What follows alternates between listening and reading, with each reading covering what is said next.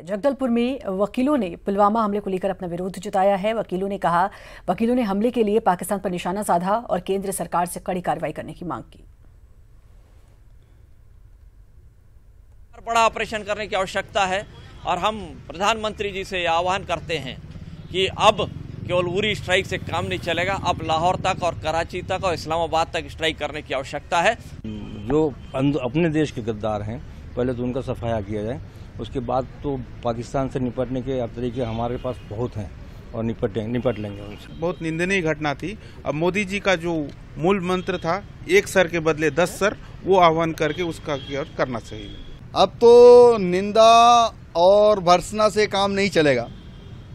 अब एक ऑपरेशन ऐसा होना चाहिए जो स्थायी शांति का निदान जिसमें हो, सर्जिकल स्ट्राइक नहीं, एक बड़ा स्ट्राइक होना चाहिए। पत्थरबाज हैं, आतंकवादियों को जो संरक्षण दे रहे हैं, इनको भी सफाया कर देना चाहिए।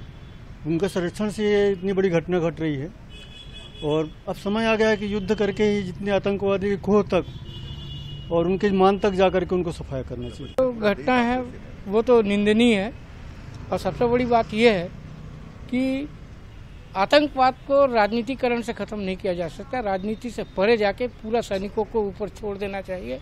जब तक ये समस्या का समाधान ना हो जाए तब तक सैनिकों को निरंकुश। सूरजपुर में भी आम लोगों समेत विभिन्न वर्गों ने पुलवामा हमले की कड़ी निंदा कर सरकार से आतंकवाद के विरोध में कड़ा रुख अपनाने की मांग की है। कड़ा कदम उठाने से पहले भी मौके पाकिस्तान पड़ोसी मुल्क हमको दे चुका है, हमारे जवानों को शहीद करके, और सर्जिकल स्ट्राइक होना चाहिए और कम हमारे देश के जवानों को अब सरकार को स्वतंत्र छोड़ देना चाहिए। हमारी रक्षा के लिए वो सीमा पे हैं, तो हम लोग का भी दायित्व बनता है कि हम लोग भी उनके प्रति एक संवेदना व्यक्त करें और आगामी दिनों में घटना ना हो, इतना प्रवृत्ति न हो, इसके लिए सभी को प्रयास करना चाहिए और पुरजोर मांग उठाना चाहिए शासन प्रशासन से कि इनकी सुरक्षा का भी ध्यान रखें। फोर्स पर हमला नहीं है, पूरे देश पर हमला है। आशा नहीं, पूरे विश्वास है कि भारत सरकार इस हमले का जवाब देगी और ऐसा जवाब देगी कि पाकिस्तान याद रखेगा। इसी पूरे देश का काम ये है, उम्मीद है सरकार से, और आशा करते हैं कि इसका बदला जरूर लिया जाएगा। बहुत बड़े पैमाने पर बदला लिया जाना चाहिए। अब सरकार को जो है इसके विरुद्ध जो है कोई ठोस कदम उठा के उन पर जो है तत्काल कार्रवाई।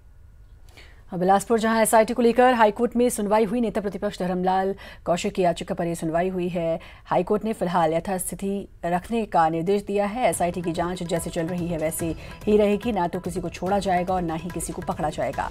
22 फरवरी तक शासन को अब इस पर जवाब पेश करना है। 1 मार्च को अगली सुनवाई होगी। झीरम नान केस और अंतागढ़ मामले में एसआईटी जांच पर रोक लगाने के लिए याचिका लगाई थी, लेकिन अभी एसआईटी पर यथास्थिति रखने के निर्देश कोर्ट ने दिए हैं। हाईकोर्ट ने फिलहाल यथास्थिति रखने के निर्देश दिए हैं।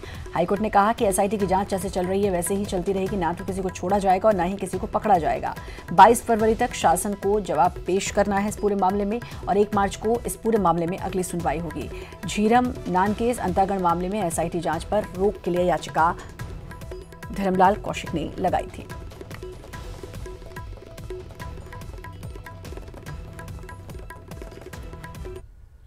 और रायपुर जहां नान घोटाले का ये पूरा मामला, आईएफएस कौशलेंद्र सिंह से भी पूछताछ होगी। ईओडब्ल्यू कल करेगी पूछताछ। नान के एमडी रह चुके हैं कौशलेंद्र सिंह और अब कल इनसे पूछताछ की जाएगी। नान घोटाले का मामला, अब आईएफएस कौशलेंद्र सिंह से भी पूछताछ की जाएगी। ईओडब्ल्यू कल कौशलेंद्र सिंह से पूछताछ करेगी। आपको बता दें कि नान के एमडी रह चुके हैं कौशलेंद्र सिंह, आईएफएस कौशलेंद्र सिंह, जिनसे अब कल ईओडब्ल्यू पूछताछ करेगी और नान के एमडी रह चुके हैं कौशलेंद्र सिंह।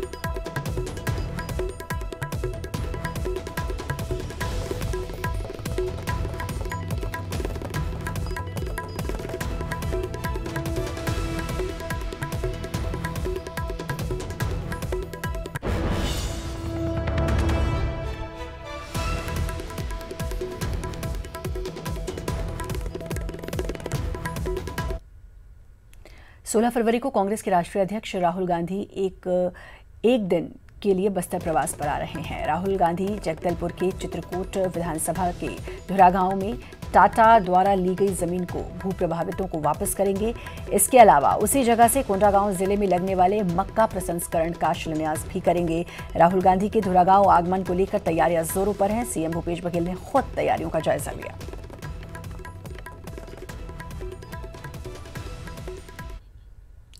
और इसी के साथ फिलहाल इस बुलेटिन में इतना ही, लेकिन बाकी खबरों के लिए आप बने रहें न्यूज़ 18 मध्य प्रदेश छत्तीसगढ़ के साथ।